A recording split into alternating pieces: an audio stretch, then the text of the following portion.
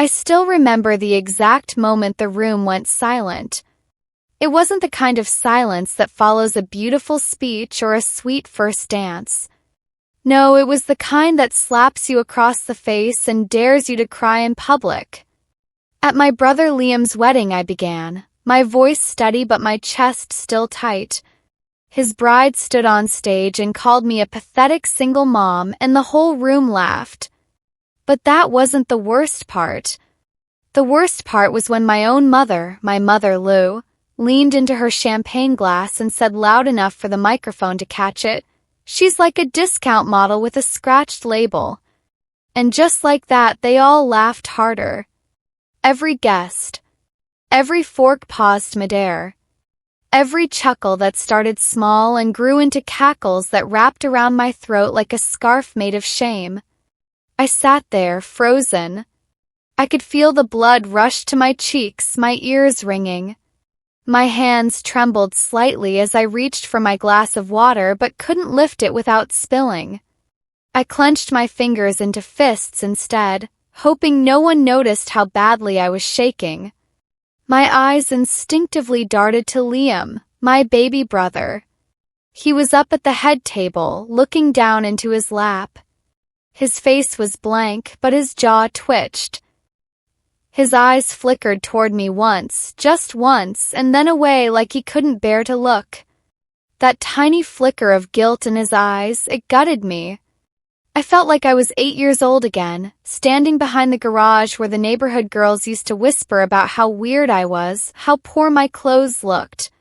Except this time it wasn't strangers, it was my family. My own blood. And for what? Because I'm a single mom? Because I didn't come wrapped in silk and diamond-cut perfection like Emily? Emily, Liam's fiancée, or rather bride now, stood on that stage in her pearl-white gown, holding the mic like it was a baton in a race she'd already won. Her smile didn't reach her eyes. Not that it ever did. I'd spent the past year watching her fake her way through every family event, offering compliments that sounded more like insults, calling me brave for raising a child on my own like I was a rescue puppy that just needed praise for staying alive. And then there was my mother, Janice, the woman who used to braid my hair before school, now looked at me like I was an expired coupon, once valuable, now useless. Why did her words cut so deep? Why did I still care? Was I really that pathetic? Was being a single mom all I would ever be in their eyes? I sat perfectly still, my back straight, the corners of my mouth forced into a polite smile that hurt to maintain. My son Noah sat next to me, clutching a napkin in both hands. His big brown eyes searched my face, and I forced a smile so he wouldn't see the tears pooling in mine. He whispered, "Mom, why are they laughing at you?" That question shattered something inside me. I opened my mouth to answer, but no words came out. What could I say?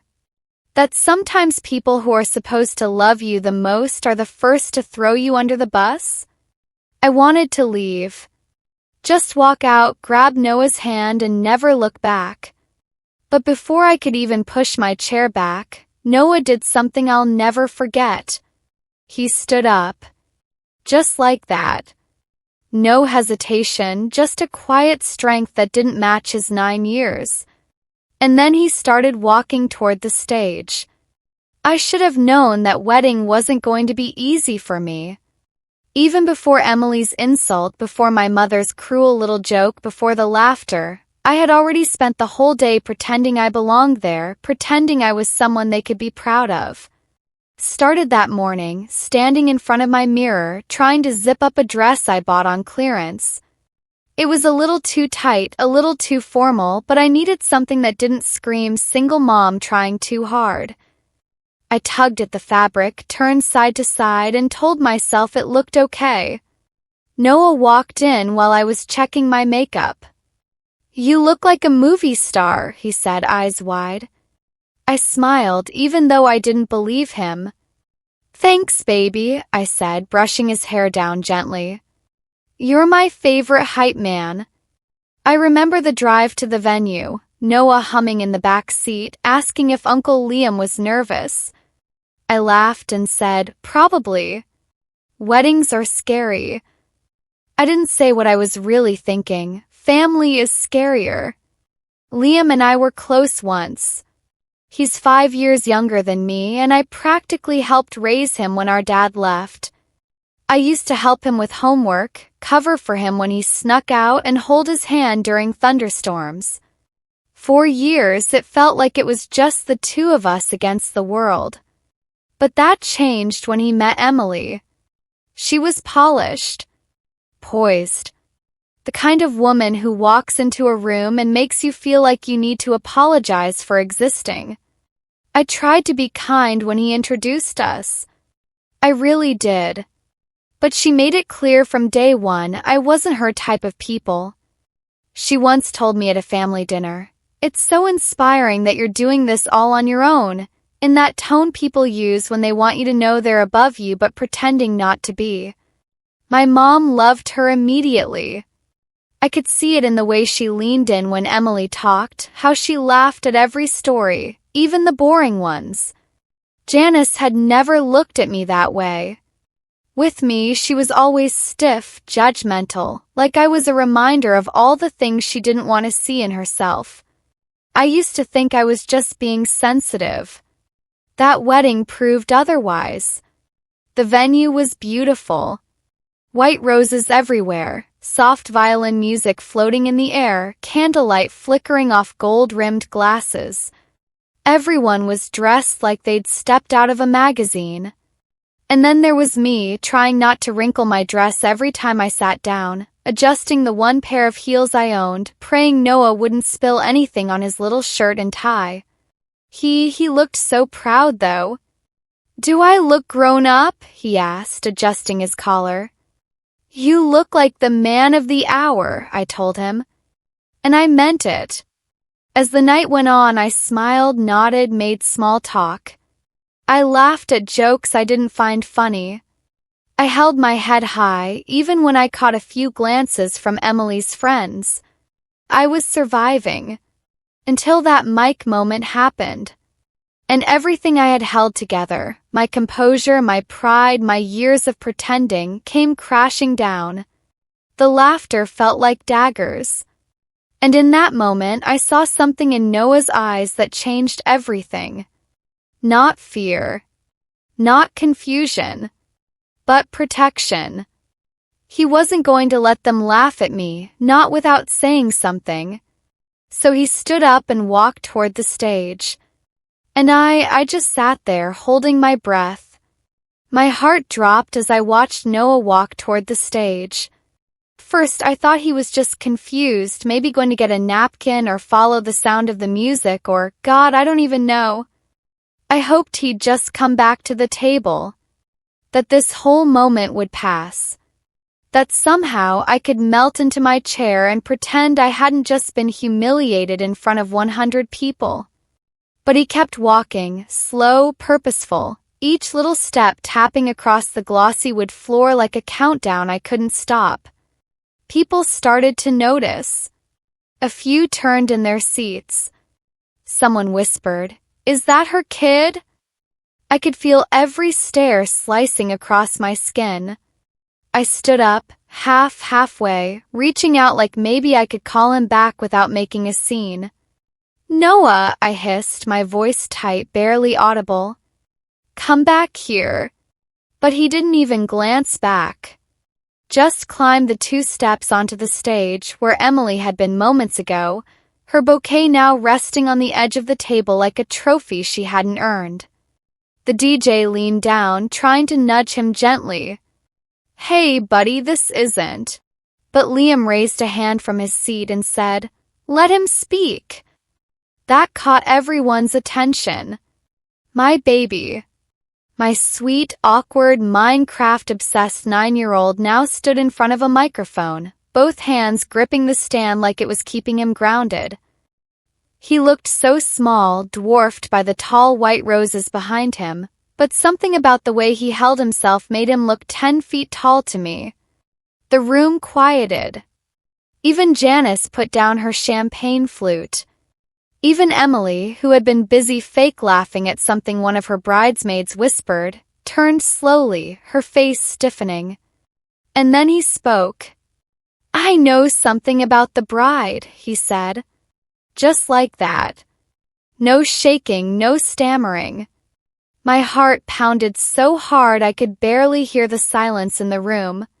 My hands were clammy, my mouth dry, my pulse thudding against my throat like it was trying to claw its way out.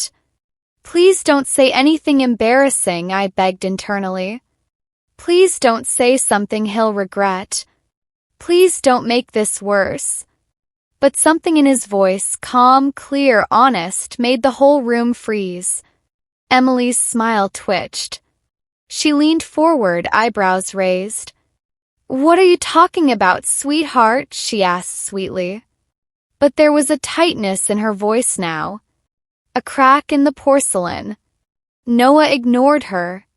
He glanced at me, just for a second, and in that moment I could see everything behind his eyes. His confusion. His protectiveness. His anger. And something else. Something quiet and powerful. Conviction. Then he looked back at the guests. "I heard her say something," he said. "Before the wedding." Gasps fluttered through the room like a sudden gust of cold air. Emily's face shifted just slightly, but I caught it. That flicker of panic. I couldn't move. Felt like the floor under me disappeared, like the entire room was suspended in this one moment just before everything unraveled. And all I could think was, what did he hear? Noah had been with me all day. He hadn't been around Emily alone, had he? And then I remembered. Earlier that afternoon, I'd sent him to find the restroom while I helped tie Liam's boutonniere. 5 minutes. That's all it took. He must have overheard something. The silence stretched, thin as glass. No one breathed. No one moved. And Noah was about to drop something that would shatter it all. I felt like I was underwater. Everything slowed down, the sounds around me, the flickering lights, even the nervous shuffle of people shifting in their seats. All I could hear was the rush of my own heartbeat, pounding in my ears like a drum warning of something big. Something irreversible. Noah still stood at the microphone, small hands gripping the stand, a wrinkle across his forehead. The kind he got when he was concentrating, like when he tried to solve a tricky math problem or beat a hard level in a video game. But this wasn't a game. I couldn't breathe. Part of me wanted to rush up there and pull him back. Whisper in his ear that it wasn't his job to fix this. That I was the adult and I could handle it. That I'd survived worse, barely maybe, but I had. But the other part of me, the part that still ached from the laughter, still burned with the sting of betrayal, knew I couldn't stop him. 'Cause Noah had made a decision. And I could see it in his face. He was standing up for me. For himself. For us. He cleared his throat. And in the quietest room I'd ever been in, even that tiny sound echoed. "I was looking for the bathroom," he said softly. "Before the wedding started." He glanced at me again, this time longer. His face didn't ask for permission. Simply said, "You taught me to speak the truth. I'm just doing what you taught me." I felt a tear slip down my cheek and quickly wiped it with the edge of my napkin. I wasn't sure if it was fear, pride, or both. "I walked past this room," he continued, "and I heard Emily talking to one of her friends." Emily shifted in her seat. Her mouth opened slightly like she was going to interrupt, but she didn't. Maybe she couldn't. Maybe she realized. What was coming? Noah's voice didn't tremble. She said she didn't really want to marry Uncle Liam. Gasps audible now. Someone dropped a fork. A couple guests sat upright like they'd just been slapped awake. she said, Noah continued. That she needed someone stable who'd give her a house and wouldn't question her when she goes out late. And that Liam would be too nice to ever say no. The words hung in the air like smoke from a fire nobody knew had started. Emily was frozen. Eyes locked on Noah. Mouth barely moving. That's not true, she muttered. But no one seemed to hear. Or care. And Noah paused. And my stomach flipped. I could feel it coming. I didn't know what it was, but I could feel it. And she said, he went on, that once they were married, she'd make sure people like my mom never showed up again. That was it. A full silence fell over the room. Not stunned. Not curious. Heavy silence, like grief. Or shame. Or truth. Noah looked straight at Emily. Then back at Liam. And finally at the guests. She said my mom was embarrassing, he added. But she's not. He swallowed. She's kind. She's brave. She works so hard. And she never talks bad about anyone. His voice cracked slightly at the end, and I felt my chest cave in with emotion. I didn't care what happened next. I didn't care who believed him or who tried to cover it up. 'Cause right then, on that wedding stage, my son did something most grown adults wouldn't dare to do. He told the truth. And without realizing it, he turned the entire night on its head. The room didn't just fall silent. Froze. No one moved. No one breathed. It was like time itself held its breath after Noah's words dropped like a grenade in the middle of that perfect, polished wedding hall. Emily's smile had long since vanished. Her face was pale now, lips parted in disbelief. She looked around the room, searching, maybe for someone to defend her, maybe for a hole to crawl into. She didn't find either. Liam stood slowly. Not quickly. Not dramatically.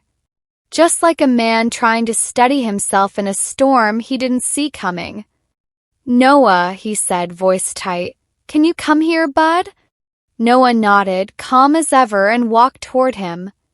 Liam bent down, said something I couldn't hear, then wrapped his arms around him, a long, tight hug. And that's when it hit me. Liam wasn't angry. He was shattered. He straightened up again, eyes searching the crowd like he didn't know where he was. Then, finally, he turned to Emily. You said that, he asked, voice cracking right down the middle. Emily blinked fast, tried to recover, to smile, but it looked more like a grimace. Liam, come on, he's a child. You're going to take the word of a kid over your fiancé. He didn't answer. She kept going. This is ridiculous. I was just joking around with my friends. You know how girls talk before weddings, we vent, we say stupid stuff. He probably misunderstood. He's 9. Her voice rose with each sentence, but the guests weren't buying it. I could feel the shift in the air. People who had laughed with her just half an hour ago were now whispering behind raised hands, exchanging looks, shaking their heads. And then, from the back of the room, a voice said something I'll never forget. I heard her too. Heads turned. It was Rachel, one of Liam's old friends, someone who had drifted away when Emily came into the picture. Rachel stood up, hands clenched at her sides. I went into the bridal suite to bring Emily her shoes. She didn't see me, but she said exactly what Noah just said. Word for word.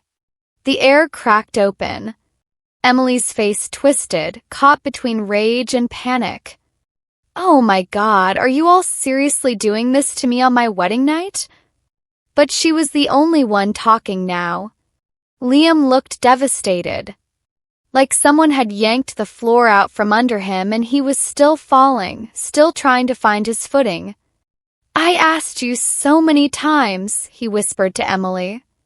I asked if you loved me, if you were sure, and you kept saying yes. Emily's expression softened. She tried to reach for his hand, but he stepped back. Liam, she began, but he shook his head. I don't know what's true anymore, he said, but I know my nephew didn't just make that up, and I know my sister never deserved the way we treated her. His words cut through me like lightning, sharp, unexpected, and blinding. For the first time all night, someone actually saw me. Emily didn't scream or cry. She just stood there for a moment, then turned and walked out of the room, heels clicking faster and faster on the tile until the sound disappeared completely. Silence again. Then someone clapped. Just one person. Then another. And then the entire room was applauding. Not loud. Not wild. But steady. Real. Not for Emily. Not for Liam. But for Noah, for telling the truth when no one else would. And I just sat there, hand over my mouth, crying into my napkin. 'Cause somehow, in the most public and humiliating moment of my life, my son gave me back my voice. I don't remember much of what happened after that. The applause faded into a blur. People started getting up, murmuring, drifting toward the bar or their tables like they didn't quite know what to do next. The fairy tale evening had shattered, and in its place, something raw and painfully real lingered in the air. Liam came over eventually. I stood, trying to gather myself, wiping tears that refused to stop. And I braced for whatever came next. But he didn't say anything at first. He just pulled me into a hug. A real one. Tight. Long. Kind you give someone after you've finally seen them clearly. I'm sorry, he whispered into my shoulder. God, Sarah, I'm so sorry. That was when I let go. Just for a second. My arms around him. The years of distance and hurt pressing between us like glass that had finally cracked. I didn't know if it would all be okay from that moment forward. But I knew this, he finally saw me. And that was more than I ever thought I'd get. Later that night, Noah and I sat in the car in the near-empty parking lot, the venue glowing faintly behind us. I looked at him in the rearview mirror, his little face soft with sleep, his suit jacket off, bow tie loose, curls damp with sweat from the tension of the night. You okay, baby? I asked gently. He nodded slowly. Yeah. Are you? That question hit me harder than anything said at that wedding. I think I am, I replied. I think I'm really okay. He sat quiet for a moment, then said, You're not a discount model. You're the best mommy in the world. Tears welled again, but this time they didn't sting. They felt warm, healing, like rain after a long, suffocating heat. That night, I tucked him into bed like I always do, but I held on a little longer than usual. I kissed his forehead, smoothed back his hair, and whispered, I'm so proud of you, Noah. You were so brave. He smiled, half asleep. You taught me. And just like that, everything shifted. I used to think being a single mom made me less than. Like my life had a stamp on it, returned. Damaged. Not quite enough. But my son didn't see me that way. And when he stood up in front of a room full of adults to defend me, he reminded me of something I'd forgotten. I'm not weak. I'm not broken. I'm just human. And I've survived more than most. Liam ended up postponing the honeymoon, said he needed time to think. We talked a few days later. Really talked. And I could feel something rebuilding between us. Slowly. Gently. Not perfectly, but honestly. Janice never apologized. She sent a cold text a week later. I'm sure you understand things got out of hand. Hope you're doing well. I didn't reply. And for the first time in my life, I didn't need her approval. 'Cause I had Noah. And I had myself. People always say weddings bring families together. This one pulled the mask off. And I'm grateful for that. Didn't lose anything that night. I gained clarity. I gained truth. And I gained the kind of pride no designer dress or polished image could ever offer. Turns out I wasn't the one with the scratched label. I was the one who kept her integrity intact, while others sold theirs cheap. And the person who reminded me of that was a 9-year-old boy in a clip-on tie holding my hand. So yeah, that's the story of how my son, my brave, beautiful 9-year-old, stood up at a wedding and changed everything with just a few words and a whole lot of heart. If this story moved you, made you feel something, or reminded you of your own strength, please like the video. It really helps more people find it. And if you believe in standing up for what's right, even when your voice shakes, share this story with someone who needs to hear it. And hey, if you want more real, raw, honest stories like this one, don't forget to subscribe to the channel and hit that little bell so you never miss a new video. Thanks for watching. Thanks for listening. I'll see you in the next one.